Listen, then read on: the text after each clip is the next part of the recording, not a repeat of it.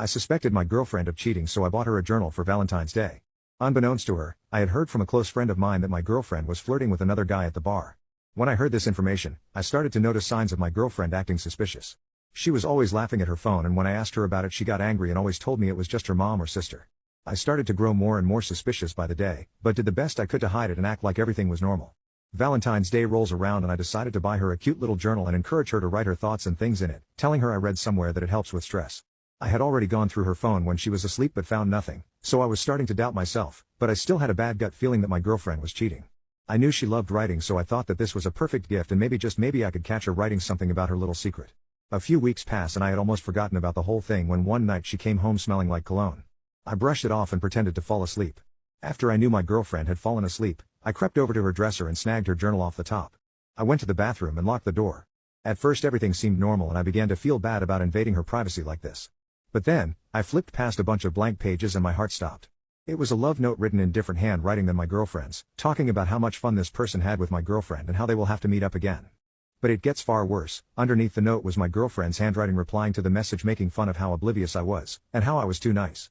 There was more on the second page, and far worse, talking about me and how pathetic I was. I couldn't even read on before I bent over the toilet to throw up.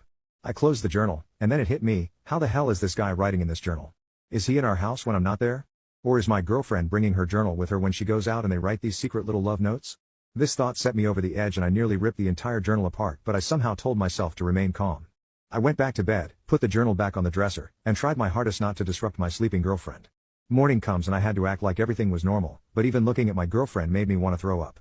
I knew that my girlfriend planned on going out with her friends again that night, and sure enough she tells me she's leaving around 8 p.m. I act all kind and innocent as she's leaving, and as soon as she closes the door I race upstairs, and wouldn't you know it?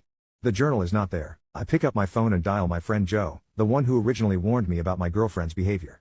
I told him it's go time for Mission Joe. This is the code name we had for the revenge plan that I spent the whole previous night thinking about.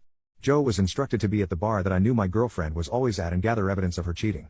Throughout the night he sent me videos of her hugging and kissing this other guy. I felt sick. How could this really be happening to me? Reading it was one thing, but watching videos of it was a whole other level. He sent me a video of my girlfriend and this man leaving the bar and him handing the journal back to her. Joe knew he had to discreetly follow them out of the bar and see where they were headed. I knew this was too early for my girlfriend to be coming home, so she must be going to this guy's place after the bar. Joe was sending me updates via text message and finally sent me the apartment address where my girlfriend and guy walked to. Me and Joe met outside the apartment and consulted on what to do next.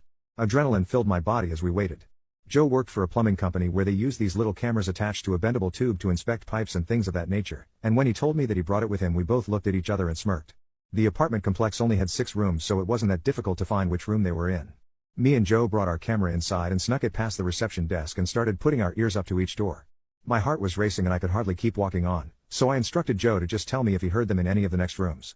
At the very last door Joe waved me over. He told me that he heard my girlfriend's voice. I looked at Joe, and he took his camera out and started to slide it under the door. Just as he started doing